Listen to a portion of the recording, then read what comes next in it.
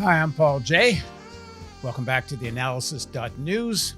We'll be continuing our series of interviews with Tom Ferguson about just what happened in the 2020 elections and a perfect storm gathering in 2022. You could say for the Democrats, but for anyone that actually cares about climate, not that the Democrats are doing nearly what they should be doing about the climate crisis, but a re-election of climate deniers in Congress ain't going to help matters very much.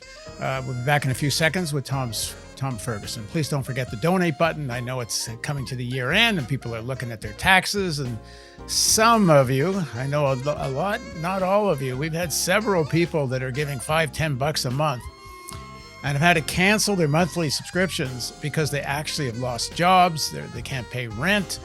And I just got to say thank you to those people who were donating right up to the last possible time they could. But for those of you that are doing well, especially in the stock market and such, and you're looking at donating some money, we are a 501c3 in the U.S. And if you're not in the U.S., well, maybe you could donate anyways. We'll be back in a few seconds.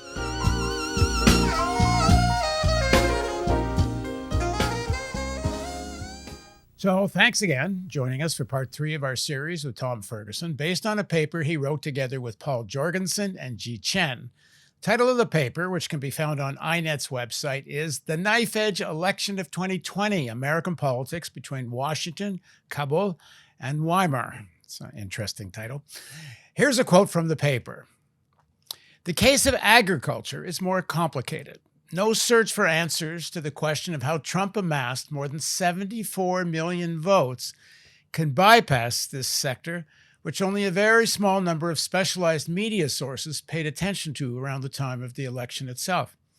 As will shortly become obvious, by 2019, Trump's offsets to the consequences of his tariffs on agriculture were morphing into a much grander shift in farm policy, swamping the tariff controversies.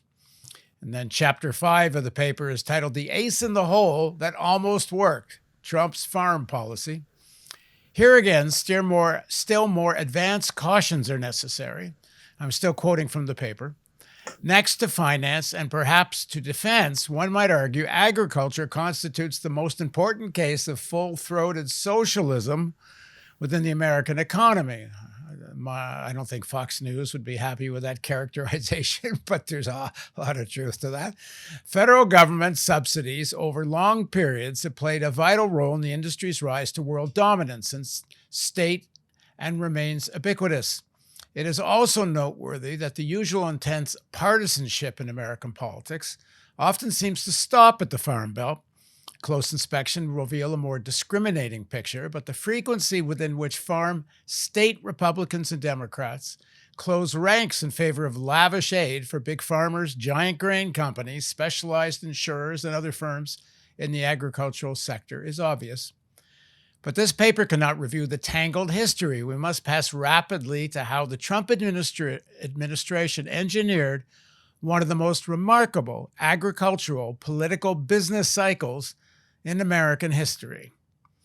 Now joining us is Tom Ferguson. He's the research director of the Institute for New Economic Thinking and a professor emeritus at the University of Massachusetts, Boston. Thanks for joining us again, Tom. Hi, glad to be here. With COVID, there's always options. I'm still around, so thank you. All right, so pick this up. This issue of agricultural policies, and certainly in most mainstream media, has received no attention at all. Yeah, right. Nothing. The only thing you ever hear about is, when Obama rejected Howard Dean's proposal to build democratic outreach in, all the states on a big way and things like that. Well, we stumbled into this one. And it was basically, if you read the literature on Trump, there is a vast literature on international trade and what he did with it, because he was definitely not conducting normal free trade politics, even with all the many qualifications to existing free trade.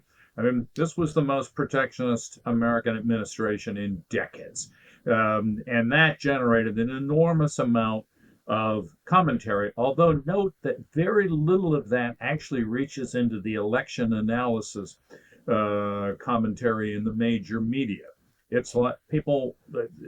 It's a very strong case where folks that discourse is dominated almost entirely by race and gender, and the trade stuff just falls out. Even though you look even 15 degrees away from the election commentary, and you see a vast literature around the world on this. And so we were first interested in whether claims that were made that the trade policy didn't really affect the election that much were true. Okay, let me just quickly add this. First and foremost is about trade tariffs and such against China, and part of Trump's whole anti-China rhetoric. And there's a lot of speculation at the time this could undermine him in these rural districts, but later people didn't talk about it much. Yeah, right. I remember a New York Times piece that was pushing the line that farmers were going to revolt. There were a lot of those. I would add, though, that the tariffs were not just on China. They hit many European countries and countries also outside of Europe, Korea, for example. And Canada. Yes. Our NATO ally, as they would say. Well, anyway, so the question was, did this matter in the end or not? And the sort of short answer is we finally concluded, like a lot of other people, no, it didn't matter a lot, hardly at all, because when you actually, partly because so many of them came off, they were put on in although it's not true that the Trump people didn't think about their trade policy. Robert Lighthizer and others were certainly thinking a lot about it. I wouldn't. But when they implement policy, on the other hand, it's almost pure Trump. It's quite slapdash. One would say transactional, and you see, as a number of people have noted, just amazing changes between what the public announcement is, what's finally implemented, and most of them come off fairly fast after the 2018, 2019 big rises. Okay, but in the process, it directed our attention to what was going on with the U.S. exports to China, of which agricultural products were large. They weren't. In general, it's not true to claim that the whole health of U.S. agriculture depended on exports to China. That's not true. But for some crops, soybeans, for example, corn silage, a few others, they really did matter. And so, sort of like an explorer going up the mountains in some place and seeing this territory that our colleagues had not really discussed much at all. We said, all right, let's take a look at agriculture. So we reached out to agriculture department, and nobody wanted to talk about anything there. Eventually, we could sort of piece things together. The Trump people began by trying to do special programs to compensate in agriculture for the loss of the Chinese exports. Though that then morphed as COVID hit into a much broader agricultural bailout, because suddenly the Farm Belt was being hit not just in certain areas where the Chinese exports mattered, but they were being hit very generally. I mean, just huge amounts of commercial sales that, restaurant sales under COVID, it's no secret, were not particularly high. And so they turned it into a general agricultural bailout, and they did that with a series of programs. Now, we found a way finally to analyze that, because we were using, again, county level data. That was quite a research challenge, but people can read the paper if they want. But here's what we found out, which is very straightforward, which is that Trump just kept pouring money into this. People in agriculture, we looked at the literature and the news for agricultural specific news agencies and things like that, news centers, and people did quite often catch on to this. It just didn't make it into the general media very much. There were a couple of things where it did, but nobody followed it up. You didn't see any talking head on election night or after that talking about it either. But in the end, yeah, it was a gigantic bailout on a colossal scale. I would accept the figures quoted by the economists that we cite in the paper. Yeah, it's probably the largest agricultural political business cycle, to speak loosely, in American history. And the great revolt against Trump in the Farm Belt that people thought they were going to see didn't happen. Now, not everybody got the benefits of this. There were very clear political targeting there. Like, they left the apple producers pretty much out of it. When you looked at the apple producers, they knew it, and they were really complaining there. They left some others out, but it clearly helped keep up what the paper's theme is. In no small part, it's the peripheral areas of the United States. Peripheral meaning out of the cities and often out of even the bigger suburbs. The Trump vote there is known to be strong. We're not the first to observe it. But we go on to then just look at an interesting case, and this is really quite worth understanding because it is a warning against the shallowness of so much political commentary. I mean, put simply, you have all kinds of people. Thomas Piketty, who should know better, keeps telling you that education really settles votes in most advanced industrial states, and certainly in the United States. And the New York Times and many other places have picked that up. The big story, it is said, is the educational divide. Well, there's something superficially to that because of the way income is evolving over the last 10 or 15 or 20 years.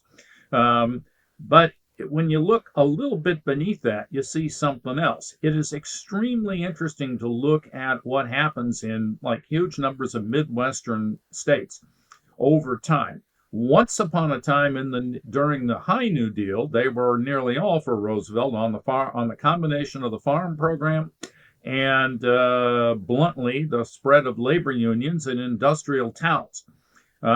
What you see all over America, though, and it particularly hits those states in the farm areas, you used to have a viable Democratic Party. In the late New Deal, that coalition started to decay. It got weaker, but it didn't disappear.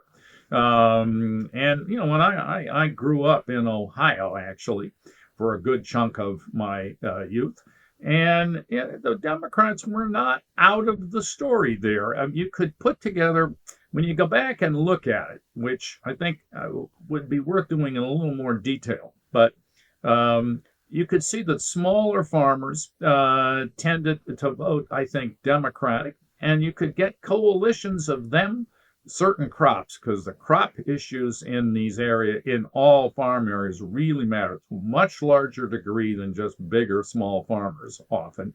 But you could see then the labor vote in cities, in Wisconsin, Michigan, Ohio, Iowa, even Indiana. Those were very substantial. Now, what happens in the 1980s, 90s, and after is that the labor unions are blown away, and the whole manufacturing sector gets hit. And no doubt at all that relocation of plants, imports, and technological change combined. And you can see huge numbers of people trying to sort of spend all their time sorting those three out instead of keeping their eye on the big problem, which is the disappearance of high-paying jobs there. But so you blow out with industrial change, not educational change. I mean, trying to understand this as a problem in education is simply crazy. I mean, it's like that's just not the problem. It's a genuine industrial problem of transformation. And similarly, in the farm areas, we document in there how vastly the farm sector changes. And in particular, the most profitable farming now is done overwhelmingly by large, generally family-owned farms. And they got a huge amount of the family owned here doesn't mean mom, dad, and the kids living on one farm. It means they own a whole bunch of farms and things like that. And then there are all these players that come in, not only banks, insurance companies, crop seed companies, I mean, there's a big technological change there. You find some political scientists talking about how, well, this is a pluralism is going to work. Now, this is all pluralism among very big interests. And the short, blunt fact of the matter is that farming is today really dominated by a relative handful of large farmers all over. Um, and that leads us to our sort of really interesting conclusion as you study, like, for example, COVID patterns of illness and things. Meatpacking has moved out of cities into the peripheral areas. In many cases, the workforce for those areas are either Black or Hispanic. They were devastated in meatpacking by COVID, but more generally, they'd sometimes try to strike because the federal government under Trump was doing absolutely nothing to protect them, and under Biden it's been less than adequate, I'd say, but they've at least done a few things. But so people have no recourse but to just strike. Now, Can I interrupt here for a second? Sure. Well, as you say, in meatpacking and some of the more labor-intensive jobs became more dangerous during COVID. And Trump, if there's one thing, as your paper points out, that actually did sink Trump in the end, because he might have won otherwise, repeating the 2016 pattern of vote. But COVID really, in the end, sunk him. On the other hand, nobody was more damaged by COVID than Hispanic and Black workers. And yet his vote went up amongst Hispanics, particularly, but even amongst Black men. How the hell did that happen? Short, blunt answer is that a very substantial. Now, first of all, I should say, I think you can put the basic elements of the answer straightforwardly. That paper doesn't try to do that. I mean, there are just limits. Hey, it's only 50 pages. It's a basic thing.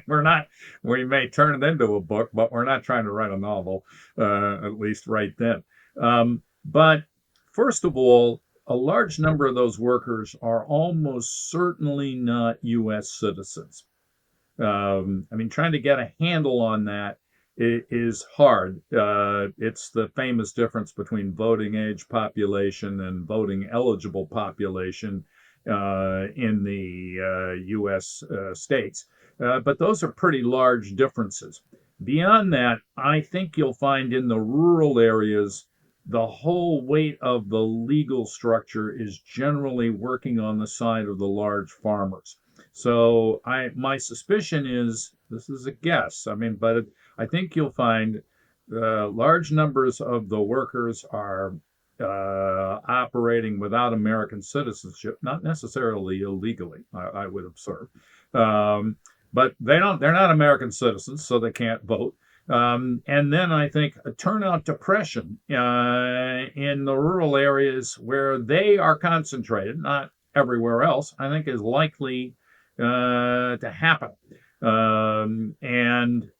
So that's, if you like, the exclave character of this probably really matters.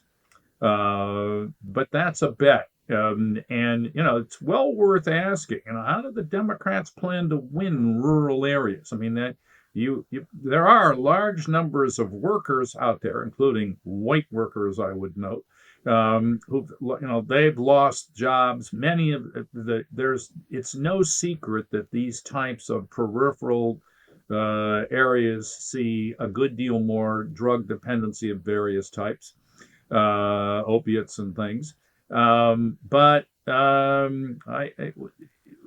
Their question of how the Democrats build a majority there, if they're not going to seriously embrace unionization in the rural areas, is well worth asking. And you have this old impression of the Democrats as favoring agricultural unions. That's really derived from Robert Kennedy and company in the 60s in California. Farm unionization is now just a micro portion of the agricultural workforce, and huge numbers of people we know, especially in California, just come in, under programs from other countries. So what are the Democrats going to do about this? I'm not clear that they have any desire to pick up here. Yeah, I think they when they encounter districts that are uh, a quote unquote a Republican lock, they don't even try. They just move on. They don't want to spend money on. Okay, let me ask you another question. The What you said off the top about one of the most socialistic things the government does is these massive farm subsidies. First of all, it's not really going to small farmers, as you said. The vast Doesn't go at all. majority, All yeah, farmers. yeah, there aren't hardly any left. Yeah, that's And this, Paul, agricultural extension programs, which are really important. They're major. You have to think of these as a sort of special form. There's a great paper by Lou Ferliger and Bill Lazonic on this, which just treats it as, hey, here was America's first developed industry in the sense of industry blank, including agriculture. This was a developed success in world markets. That's right. But the bulk of that research, as a number of folks have emphasized, it's a backstop for large farmers. It does not work well for poor farmers at all. so big agriculture, because that's what it is. A big industrial agriculture gets subsidies, and of course, the other sector that gets tremendous subsidies, particularly under Trump, although Biden claims he's going to undo them, but I'm not sure that he actually has, is fossil fuel subsidies. And those sectors obviously really went to bat for Trump. But you talk about how it emerged as even a more consolidated pro-Republican bloc, perhaps, than even in the past. Well, all right. I will tell you because I've actually done the research. Like I've read a lot of bank papers, and you will find in the early 20th century, my man, I remember a quote from one Morgan partner who was just saying, "Let's face it, we win elections by he would." It's sort of insane, but it's true. This particular guy was a voting Democrat. I've dealt with that stuff and some stuff on the New Deal. I'm not going there now.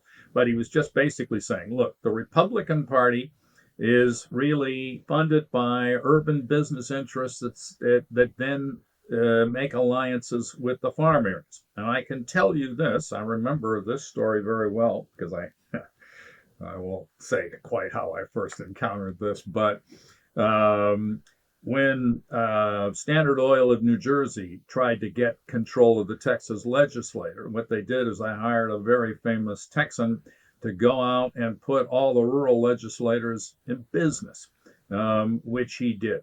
And that guy later became Lyndon Johnson's ambassador to Australia. And some student who was his intern took a class from me.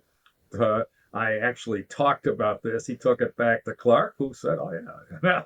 So, according to the student, I have no direct ever with Ed Clark. Anyway, yeah, this type of stuff is like the essence of conservative American politics, but it's also the essence of modern conservative politics all over the developed world. Same story in Austria, Germany, France, and Spain. When the Americans were trying to export their version of democracy to Spain, I happen to know they helped subsidize a string of public choice, I think they call it in the literature, folks who went over to Spain to help write the Constitution. One of those folks told me how they had overrepresented the rural areas in there. More broadly, we should pick up on this because I just saw this sort of thing put by very earnest people in the New York Times the other day, which is a tendency to sort of say America's in a crisis because it has a very old constitution that focuses on, like, it overrepresents small states with relatively few people. And they could, and then we'll often add, and they're not urban. And that's true. That's absolutely true. But what you actually have here is a swarming money and politics problem in which these 200-year-old rules, if you like, get hit by a tidal wave of money. And then the whole landscape gets reshuffled. If you didn't have that tidal wave of political money, you get very different outcomes, I am sure. And it's just when you read about how the problem is to sort of change the rules, You need to remember the biggest rule you need to change are the ones about political money. And if an essay doesn't have political money in it, don't take it seriously, no matter how earnest and well intentioned it is, about like the mere problem of democracy. You can't have a seriously democratic modern state if you cannot control political money. Um, if you I'll now look at get off the soapbox. if you look at who owns big agriculture, and you look at who owns fossil fuel, and you look at who owns almost everything that's on a stock exchange, a, a major component, if not majority, obviously comes right back to the financial sector. And the financial sector seems to they have these two parties like horses, where sometimes it serves their interest to put the money into Republicans in the rural area because they also have investments in agriculture. Another time they'll put their money over here on the Democrats. But the role of the financial sector, and I'm not saying this is some monolithic cabal that has everything perfectly planned out. And a lot of it happens, spontaneously. There's different personalities. But on the whole, the financial sector is what's behind all of these sectors, and they play this political game as it suits them. Well, my only quarrel with that is, hey, finance, Silicon Valley, the defense, sure. I mean, otherwise I'd say, look, I'm sorry to and I actually hate book promotion. I just can't stand people, but I did write a book about this. Go ahead, promote the book. No, we're not. Let's change the subject.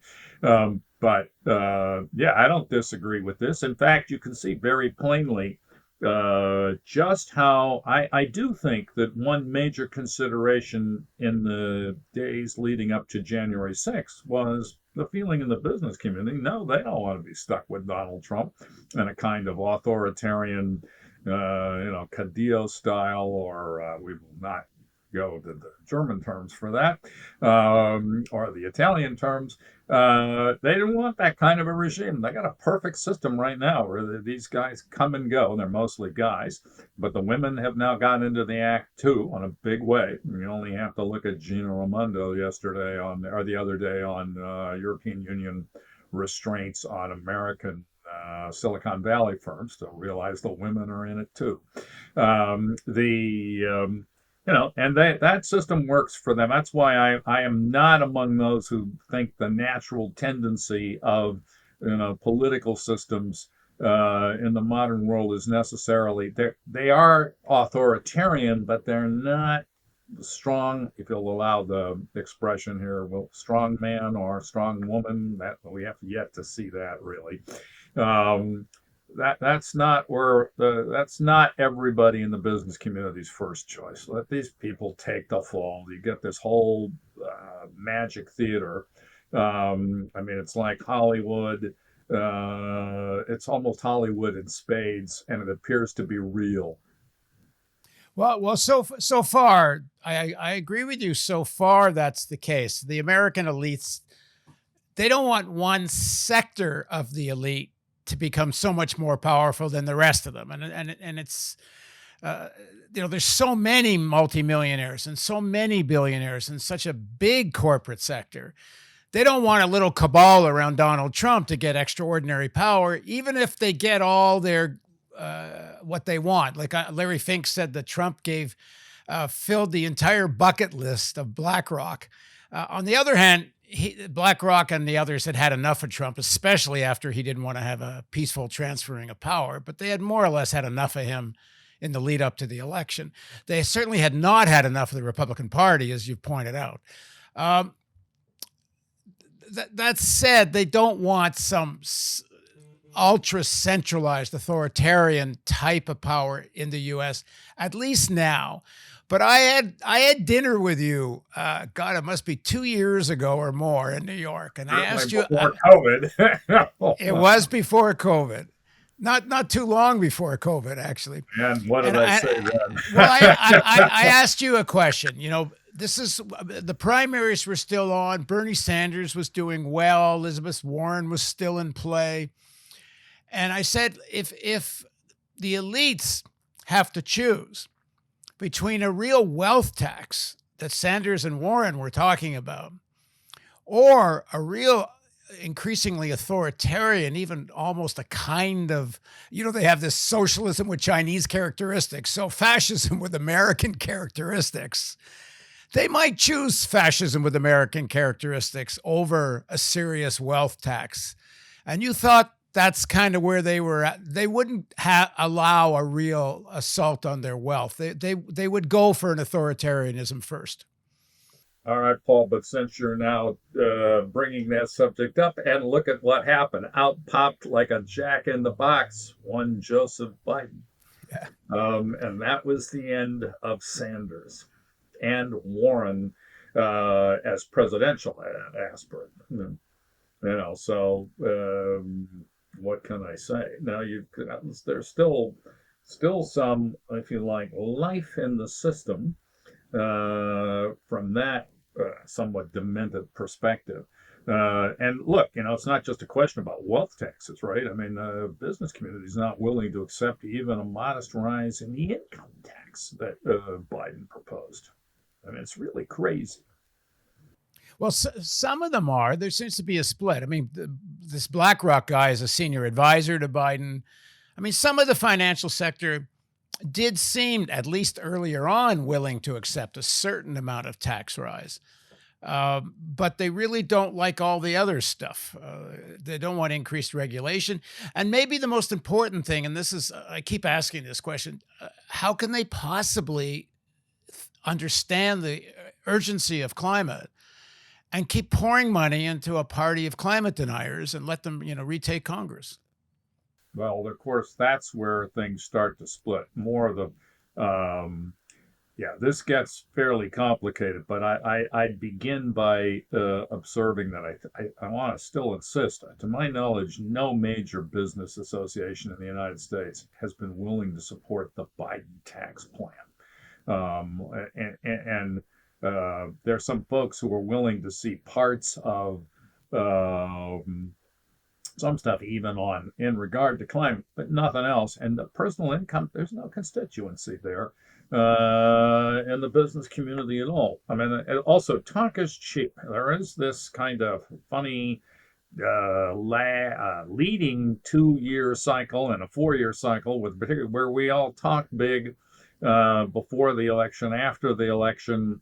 The talk fades and then they actually have to go make policy. That has misled people into talking about the difference between election and governing coalitions and things like that. It's usually the same folks if you actually look. I mean, because I actually do look. Anyway, so what can I say? Yeah, it's if you're thinking that you're going to be rescued by a far-seeing business community, well, you're not, which may actually bring us to a very interesting discussion of where Biden is headed. I mean, I don't know whether he will get his cut down, we'll call it the human capital bill, that is pending in Congress out or not. President Manchin, one might say, hasn't yet come down hard. He's been signaling, he will hold it up till January. Who knows? They may get it out. It's been so truncated at this point. It's a severe loss, as you indicated earlier. But that means, and we are sliding into a situation partly not of the administration's making.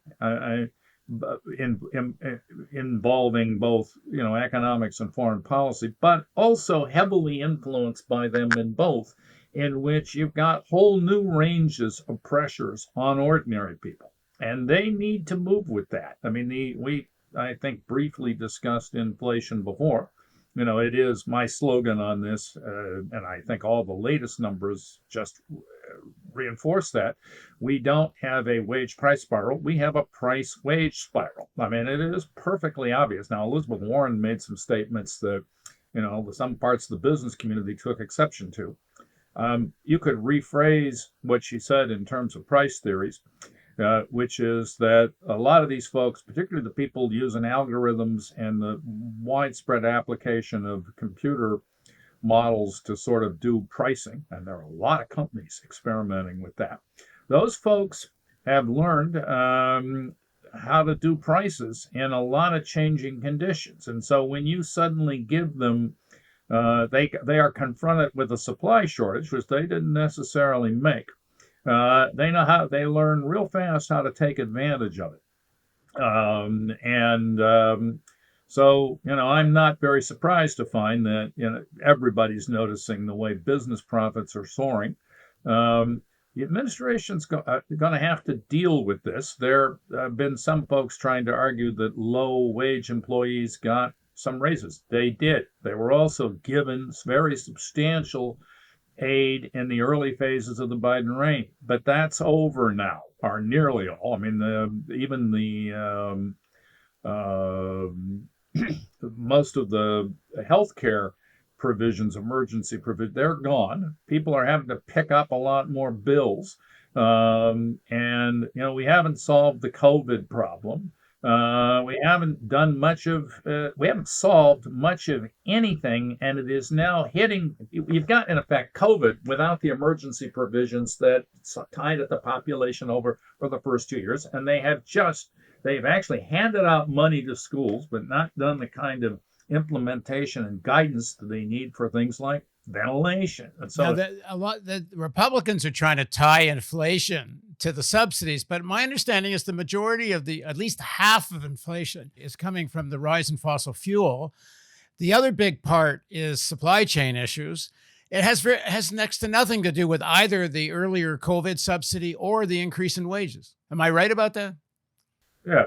I don't believe that anybody's subsidy under the COVID thing did very much. The only thing it did do, you could say this: if you got a supply chain problem and in goods, the service problem is you'll if you try to do your service, you may catch COVID.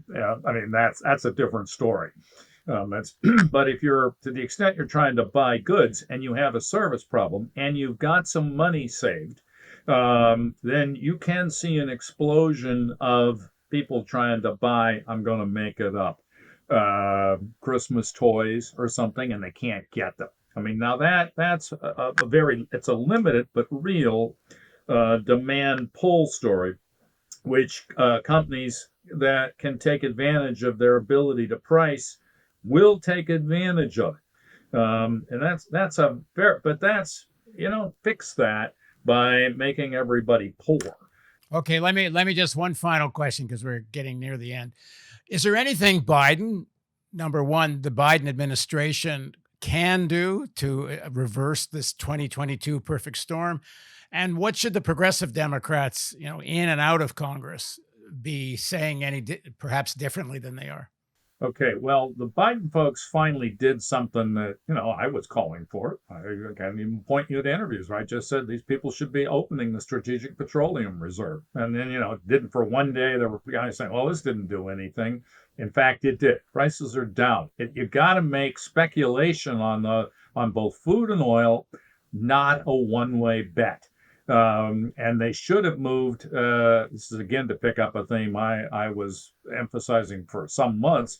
They need to put some position limits in the speculative. That was my next question. How much is speculation on commodities forcing prices up?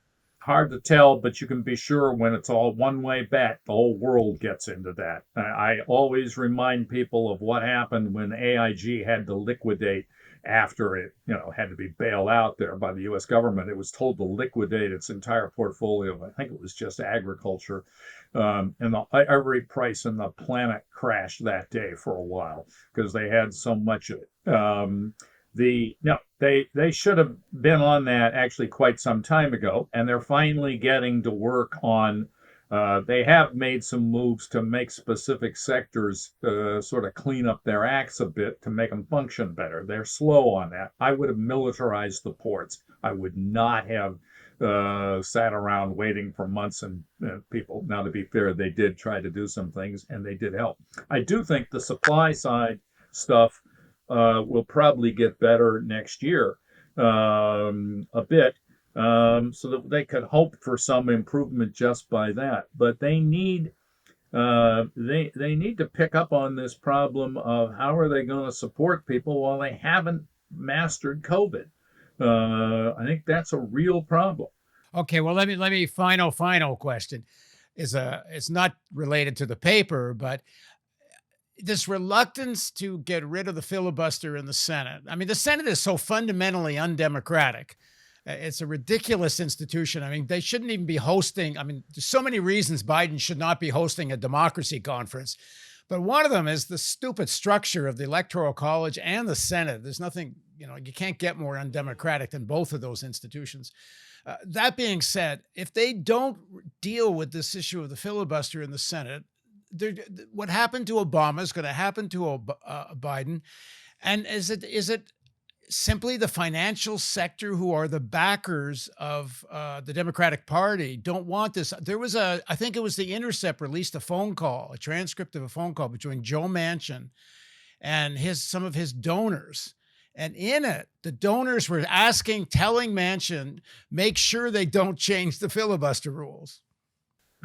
Yeah, but I mean, look, this brings us back to the corporate Democrats are bigger than finance. Telecom and Silicon Valley and defense folks are to be found there in abundance. And it just in general, yes, conservative business interests, if you like, generally love the filibuster. It was, and the whole design of the Senate. Because if you got a lot of money, it's sort of like economizes. You don't have to buy the whole place. You just buy the small states enough to block it. It's much easier that small way. Rural states, and you control the country. Yeah, but you should appreciate. I mean, one has to be appreciative of Biden's problem, which he couldn't get on the abolition of the filibuster through the Senate. I think we are moving to this situation. It's basically what happened when Franklin Roosevelt's first New Deal collapsed. I mean, the whole first package of the New Deal, like the National Recovery Act and things like that, in the spring and summer of '34, it all went to pieces. And it was eventually voided by the Supreme Court. But the support it had initially attracted among both business and the rest of the population had already dissolved. I wrote about this in that old Normalcy, the New Deal paper that's in Golden Rule and the old International Organization article. But the thing is, what then happened. I saw this myth of the strong president speaking to people being put out in the New York Times just the other day. That's not what happened. What actually happened was the AFL split, the CIO formed, and people went out on strike in large numbers. And many other organizations actually then rose up. Now, there were major developments where, as the business community had to choose, particularly over free trade and protection, where the free traders would come over. And the whole oil industry got a big boost from the way Roosevelt picked up on the Conley Hot Oil Act. Bottom line is they kept the price system that was installed in the NRA for the oil industry for a generation. Actually, I wrote that one, and that's just a point I keep emphasizing, and people just don't want to talk about it. I mean, but the industry, if you like bluntly, it wasn't presidential leadership that brought you the second New Deal. It was the organization of the population that changed the power equation, and including reacting back into the business community. If something like that doesn't happen, unless a miracle happens and you can somehow unsnarl all the supply shortages. Because I think the economy will grow pretty reasonably next. You're still looking at very high real rates of growth because you're coming back. But COVID keeps stopping. You get this stop-go pattern, and now you get people even actually claiming, well, it's not as though COVID's the worst thing that happened. No, well, that's in effect a trade-off between profits and COVID. They should be pretty clear about that. No, I think the failure of the progressive movement to a very large extent, I could never understand why they didn't bird dog worker safety more than they did. They did push to put on Biden COVID folks to make OSHA to the representative, somebody from OSHA represented there. I know because I pushed on that indirectly through a bunch of people, and that really happened. But you just do not see the leadership on COVID policy coming from the press. It's like they just sit there while the Biden administration stonewalls on the world getting vaccinated. It's cutting, in my opinion, it's being too nice to the vaccine companies. And it's making some pretty fundamental errors in, like, they should move to get some good data collection. They can't even really tell you who has what kinds of COVID where. They have ramped up their testing, but nowhere near what they should have. I could go on about this. Where were the progressives? Yeah, we did talk about this in the earlier segment. Yeah. All right. Well, listen, we'll pick this up again soon. Yeah. But the bottom line is, just a quick answer. We're still looking at this perfect storm in 2022. Yep. The perfect storm could sink all boats. I'm sorry to say. No. All right. Thanks, Tom. You And thank you for joining us on theAnalysis.news. Please don't forget, it's the end of the year. If you're thinking about donating some money, we are a 501c3 in the U.S. And if at any rate we could certainly use your help, please subscribe and spread and share and all the rest. Thanks for joining us.